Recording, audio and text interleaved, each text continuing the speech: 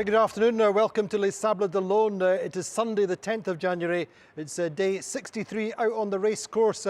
Terrible news yesterday evening and a big disappointment for fans of Isabelle Joschke, the MACSF team, and all her fans around the world. She had a problem with the head of her keel previously. It was being held in place by a replacement ram, and that unfortunately failed. She was in big winds, about 40 knots, big seas, and she really had no alternative but to abandon. Since then, she's been routed by the race direction and by Christian Dumars, our weather expert. She's making her way progressively out of the big system, but it's still very difficult times for her at the moment.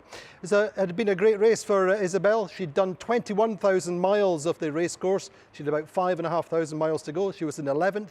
She'd been up to 5th. So I say huge disappointment for Isabelle Joschke, the MACSF team, and indeed all her fans that she's made around the world. Meantime, at the front of the fleet, well, the pendulum is swinging a little bit back in favour of Yannick Bestaven. Bestaven has been quicker again. He's getting into the stronger breeze momentarily. Charlie Dallin in second has been just a little bit slower over the previous ranking, and that's where we're going to look now at the ranking for midday today. And we see that Yannick Bestaven is now 205 miles ahead of Charlie Dallin. Damon Seguin is up to third place. He is about 30 miles ahead of Thomas Riong. Riong now in fourth.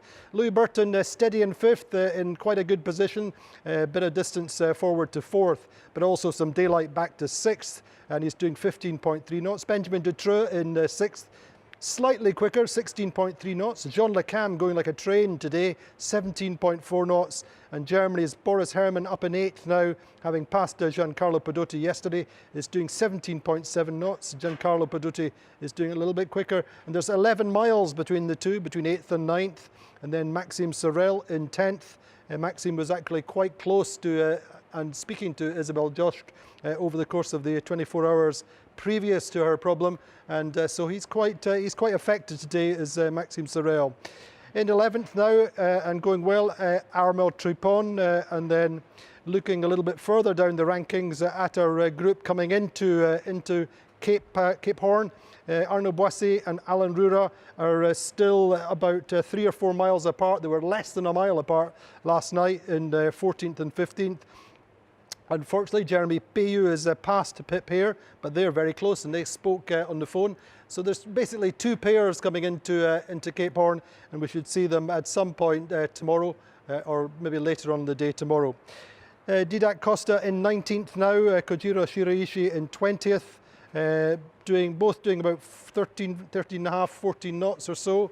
And then on the second page, Miranda Merrin, 10.5 knots, pretty steady for the British skipper. And Ari Hosela in 25th, steady as she goes at 11.2 knots. And Sebastian Destremo in 26th, doing 13 knots and making good progress once again on Merci. So with Alan Gauthier, the team director for MACSF, bad news yesterday evening with Isabelle Joschke having problems with her keel head. Alan, just explain to us exactly what the situation was last night.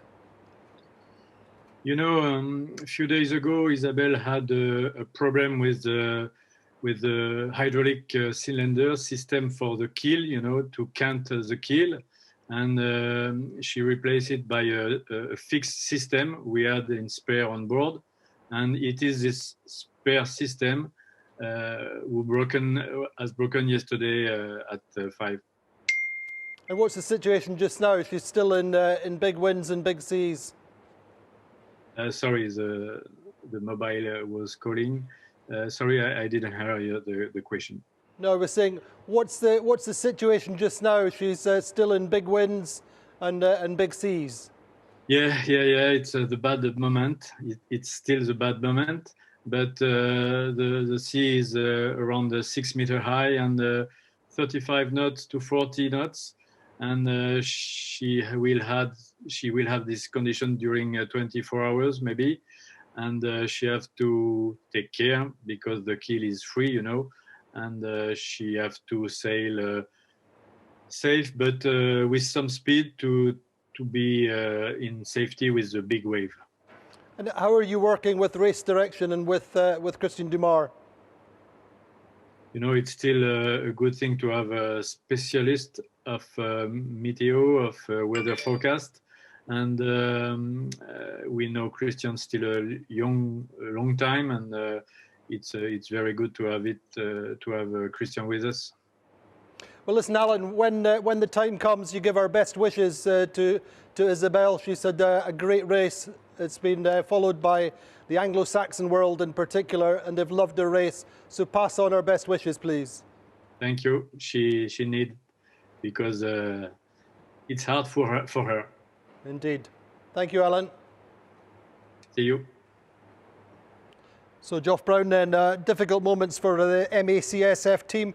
And a reminder once again that the South Atlantic can be difficult and the race is not over after Cape Horn.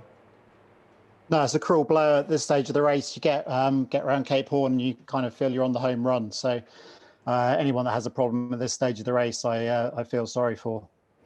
And how are things on board Medallia? Now you speak to Pip all the time. Yeah, a lot of the time on WhatsApp. It's new technology for this edition, but it's really good. We both have a log of what's been said between us. So if I have reference all the time of what the problems are on board, and she can see what the suggestions are or what the solutions might be. So yeah, a lot of the time. Just relive these moments then, or the hard times earlier on in the week when you were replacing the rudder. What was it like on your point of view? You had prepped this situation beforehand in Les Sables d'Olonne, but still very, very tricky times.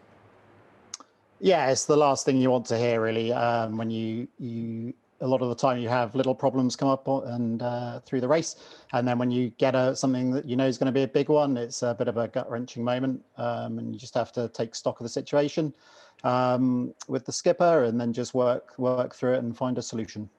So what was that like? I mean, the solution you knew, I say you'd prepped it beforehand? Yeah, we'd practiced it, obviously in very different conditions to those in which Pip had to carry it out. But at least it's one of those things where I think if she hadn't practiced it and you were trying to come up with a solution out there, it'd be very difficult for her to have faith in it. But I think having carried out the practice and knew that she could do it there, she knew the procedure, and she had some confidence that she'd be able to carry it out. So Joff, just tell us a little bit about your broader role coming into the project. I mean, you have, I think you've probably 20 years experience of Vendée Globes, but you came in relatively late to Pip's project. Yeah, really at the start of the year after the Transat Jacques Vabre. I was brought in originally just to sort of oversee her refit. She had very limited funds. But I guess my role was just to get her in the right direction and make sure that those funds were spent as well as they could be, to give her as best a chance as possible. And then obviously when the Medallia sponsorship came through, we had some budget that we could do things with, and so we worked a bit on performance and quite a lot on reliability, because it's an old boat. So there's certainly areas where you're changing equipment for newer stuff, more modern stuff. And anything that you think, it's hard to know always with a boat like that what the history of specific parts are, but it gave us the opportunity to change bits of rigging and anything that we thought was that could be a problem in the race. So in terms of the performance, what did you do to up the performance? I think sails were one of the biggest things. The boat is relatively simple, so we didn't really take much weight out of it. We added some reaching poles so that she could set the sail slightly better on a reach and downwind. Took some weight out the sails, gave her, I think, hopefully a more flexible suit of sails, so with better overlaps. And a lot of it, I think even the reliability side of things, although you're not directly affecting performance, the more time they can spend sailing and less time fixing things, the better. And also on that boat, it's not necessarily the easiest boat to move around. So anything we could do to stop her having to move around the boat and stay in one place, although it's not a specific performance thing, will pay off in performance later on in the race. And are you surprised how well she's doing, all things considered? Yeah, absolutely. I think the whole world watching are pleased for her. You know, the boat is old, and she's in there with boats that are much newer than hers. So yeah, the team are really stoked, and I think all of her supporters are. And what do you put that down to? I mean, obviously she's very tenacious and driven, and never stops. But she's also sailed a smart race. Yeah, exactly as you say. She's I think her nav and weather's been really good, really spot on, and she just doesn't stop. If the sail changes need to be made, she changes them. She pushes herself hard. You don't always. I think it's hard to sustain that over a race of this length. But every day, if there's an easy option, she doesn't take it. She pushes herself. If there's as I say, if there's a sail change to make, she makes it. If there's something to do on the boat, she does it. She just works incredibly hard and smart. Now listen, Joff, we always get these questions in from the internet. We've got a few for you today. The first one is, how was Pip mentally before the race? I mean, just talk to us in broad terms in the build-up period. I know she was really on the edge in terms of tiredness and pushing herself. And then finally, just before the start, she had a couple of big blows because of the lockdown. So what was your perspective of her mental state before the start? Yeah, I think it's a roller coaster for all of them. I think this year is particularly unique with the COVID situation. I think, someone like Pip, who's been looking forward to doing this race for, a lifetime almost. The canal, the start that's what I think gets them to the start day. You do all your prep before you get there. But then the 3 weeks you're there before is, it's a countdown to the start. And I think that's fairly nerve wracking, especially if you haven't done the race before. I think probably looking forward to the start gets them through that bit of it.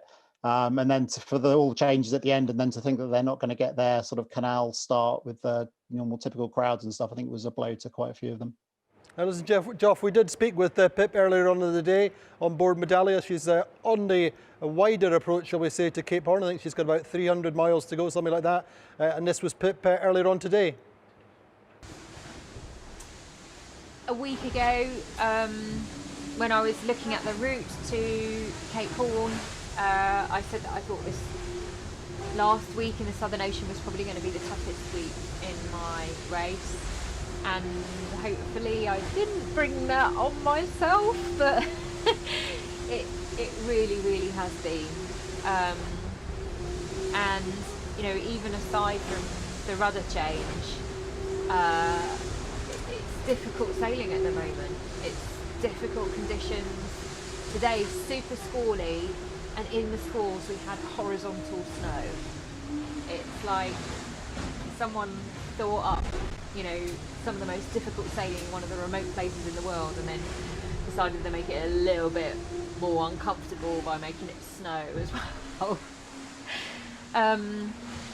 And yeah, it just kind of feels like everything is being thrown at me, but then I look around the course and I know that everyone else is having problems, and I was just really gutted to hear today that Isabelle Joschke is retiring because her keel she's not able to fix her keel in place, and I'm devastated for her to have got so far and be so far up in the fleet and have sailed such an amazing race, and now in the Atlantic to have it taken away from her. I just really hope that she gets safely to some shore, and I'm sending her all my best wishes.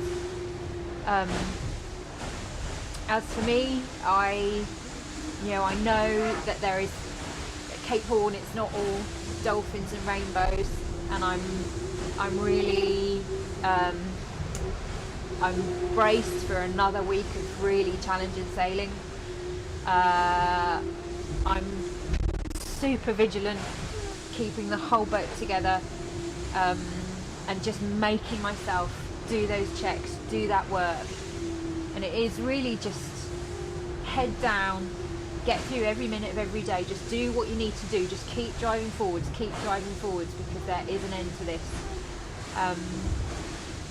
And it's, I chose to do this, I chose to be here, and it is tough, but I am living my dream, and so I'm still going to throw everything I have at it, and at some point the sun will come out.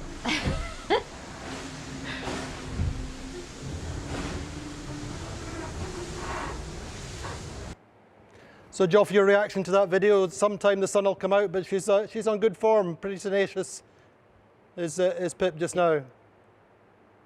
Yeah, she is. She's saying it is really cold this morning. I think she's suffering with that. I think it's the first time she's mentioned it in the whole of the south. But yeah, I mean, as we said, she just works so hard. She deserves to be where she is. She did. I mean, one thing, we spoke with her earlier on, and she was saying that it's nice to be close. She had a call with Jeremy Bayou earlier on, and she's completely blown away by it. The fact that Jeremy Bayou calls her up on a Sunday morning and says, "How are you doing, Pip?" Yeah, I think it's something that the people don't necessarily always understand when they go into a race like this. I guess at the start, there's a lot of, you've got the big teams and the big skippers that someone like Pip, she looks up to. But when you're in the south, you're all in the same boat, and there really is a good team spirit. And I think you see it time and again. At the end of the race, these guys have made really good bonds and good friends for life, I think. Talk to me a little bit about reliability, because you have a great reputation for putting reliable boats out in the racecourse. What's the essence of it? How do you achieve that? I'm not sure we should discuss that at this stage of the race. Yeah. There are procedures. You use tried and trusted suppliers, for example, don't you? Yes, experience helps for sure.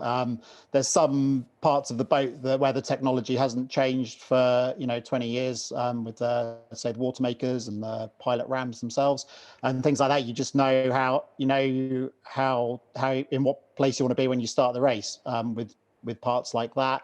The rudder change was something that we did with Conrad back in 2004, and I think you said before, we did practice that with Dee, we practiced that with Rich. So, we owe Conrad a lot of thanks for that. He worked through that problem in the 2004 race. And, if any of those other skippers had needed it since then, we would have used it. So, experience helps for sure. Thank you so much, Joff. We're going to have a look at the meteo situation, particularly for the leaders, but also for the rest of the fleet and for Pip coming into Cape Horn. This is the weather. Well, still complicated at the front of the fleet. It's all about this transition zone, getting up towards the trade winds, which are generated off the St. Helena High and closer to the Brazilian coast. So looking first of all at the situation with Yannick Besteven, well, we have this stationary cold front really from pretty much from Cabo Frio, just at Rio. And this is the transition zone here that we're talking about. It's all about getting through here and then a little bit further north up to the trade winds, and it's all about this passage through here. Yannick Besteven has a little bit more breeze. He's picked up some over the course of this morning, or early this morning. And he's going a bit quicker. And meantime, it's always been the advantage with Charlie Dallin and Thomas Riong. They've had this nice southwesterly flow or southerly flow up the east side of the high pressure. Great conditions for going fast, as we've seen, and so the distance between the leader and the second and third place boats has closed up. Also the same case for Damien Sagan and this group. They're in good conditions now, and just looking briefly down at this low pressure system, which really was what caused Isabelle Joschke her big problems. We'll look at that in just a few seconds. But briefly looking at the second half of the fleet, really in terms of the low pressure systems, well, most of the boats are in the phase out of the low pressure systems at the moment, or just ahead or just behind. So we're kind of in these transition areas just now. So for example, at the front of the fleet, well, this low is now starting to move away, and it's just largely missing Alan Roura and this group approaching Cape Horn. So Alan Roura, Arnaud Boissier, Jeremy Bayou and Pip Hare just in front of the low, but the low is moving just above them at the moment, and so we're not seeing more than they'll probably have quite a lot of breeze coming into Cape Horn, but at Cape Horn probably 25, 30 knots for this group coming into the Horn. A little bit further back, well, as I say, just in general, this low pressure system here, a little bit of a front there, but nothing terrible. And then for this group here, this low is still a little bit further behind, and so nothing terrible for them at the moment as well. And also for Alexia Barry, just waiting for the next low, a little bit more for Alexia Barry and the group at the very back. So say, just explaining a bit more the conditions that Isabelle Joschke has had, just at the top of this low pressure system. She said 40, 45 knots and big seas, and that really was what caused the damage to her keel head, or the ram system that was holding the keel fixed. Big seas and strong conditions, and all the time this low has been moving to the east, and that's one of the reasons that she needed to find the best, safest, optimal route out of the low, helped by Christian Dumard and by race direction. Just a little bit more. This is the sea state. So we had 6.5 meter waves for Isabelle just before this happened, and Giancarlo Pedotti had been through much the same kind of conditions and is now largely out of that.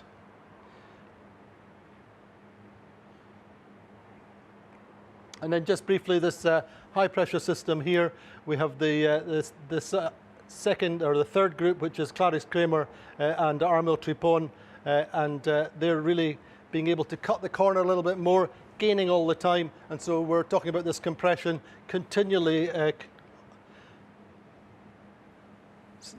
for the leading group all the way up. And then let's run the animation now. Watching Yannick Besthaven. This is the second group with Thomas Riong, and all the time getting closer. This big high pressure ridge up here is what's going to slow them, and all the time having to work closer to the Brazilian coast, looking to get up to the trade winds, and that is now Tuesday. So into Tuesday, still looking for the trade winds, getting to the beginning of the trade winds, and further behind than this group here have got the top of this low pressure system, and they should get a little bit of a slingshot to the north. And let's say all the time looking at compression, and it's all about the race up to the trade winds at the moment. So indeed it is Yannick Besthaven leading up towards the trade winds. Charlie Dallin has caught up a fair bit. So Joff Brown, a couple of more questions from the internet. We're going progressively towards shark-infested waters, I have to warn you. But to start with, do you sleep just now with one eye on the tracker and always watching out for in case anything happens for Pip, or do you manage to sleep at night? Not very well, no. I think I've only missed 2 of the 4 o'clock positions, which is disappointing. I don't know, for some reason I just wake up at 3:30 and then wait till 4 and see it and then go back to sleep again. Yeah, it's hard to relax, that's for sure. And but do you manage, or I mean, presumably you try to stay in phase with her in terms of knowing when there's an option to get some sleep or to get some rest when the breeze is a little bit lighter, and prepare yourself correspondingly for when the big systems are coming through.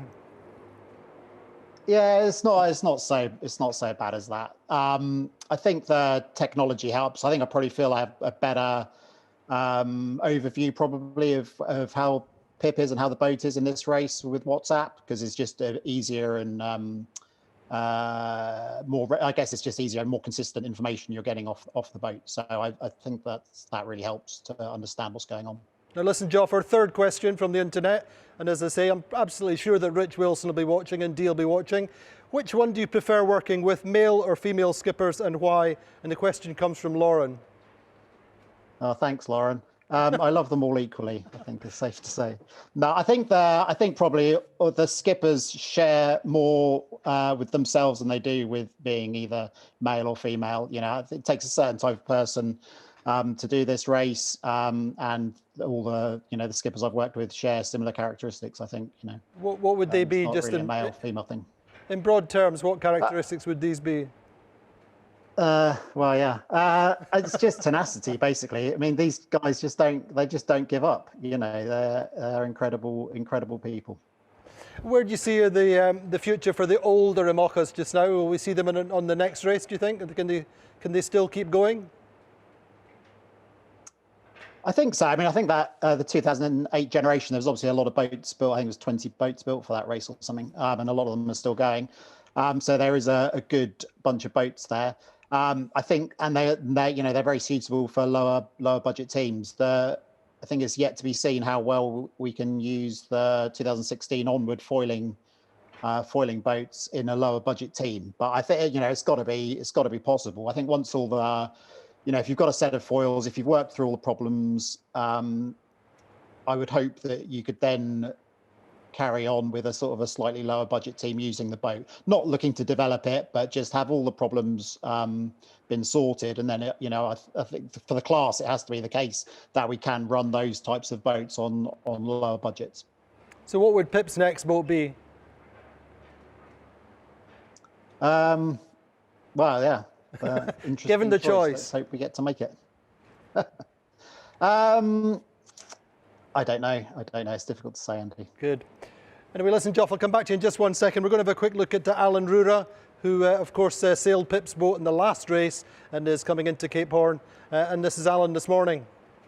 Conditions are quite strange today. We have a kind of upwind condition with the waves are in front of us. So we're jumping the waves all the time. So it's not really funny on board, but we're doing about 13, 14 knots of average. So it's not so bad.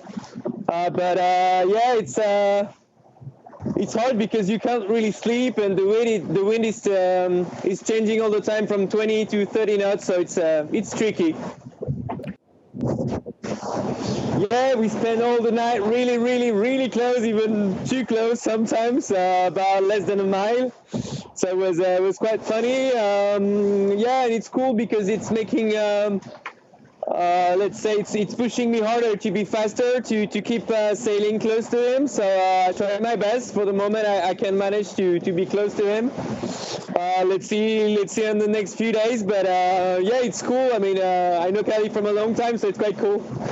I think we're going to be really close. I think Charal is going to come too. It's quite fast actually right now, so we might be the three boats together on the Cape Horn, so that will be quite funny. And then it's the question of which road to choose for the southern Atlantic Ocean. So that's the question now, because the weather seems to be quite strange.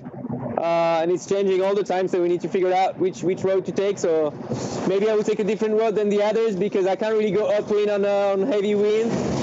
So I'm planning all that right now. Good. So Alan Roura there. Joff, do you think Pip can catch Alan up the Atlantic?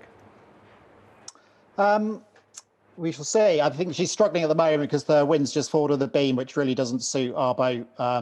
So those three guys have just got more power really at the point of sail. But I think the Atlantic obviously opens up more tactical options, and Pip seems to have been really good at that so far. So yeah, should be an exciting race up the Atlantic. Good. Thank you so much for joining us, Joff. Hopefully we'll see you in Les Sables d'Olonne, maybe sometime in February, do you reckon? That would be nice. Thanks, Andy. Cool. So that is Joff Brown, Technical Director for Pip Hare's Medallia team, a veteran of 5 Vendée Globes, giving us his experience. Tomorrow we'll be joined by Christian Dumar on the stage with us, our meteo consultant, who's with us every day, and he'll give us his expert insight. And Conrad Coleman will join us on Zoom, who did the last Vendée Globe, had his own problems, but finished in the end, and had a great fan base around the world. So join us tomorrow. Any questions, do post them on Facebook, Twitter, or on Instagram. And we'll see you tomorrow.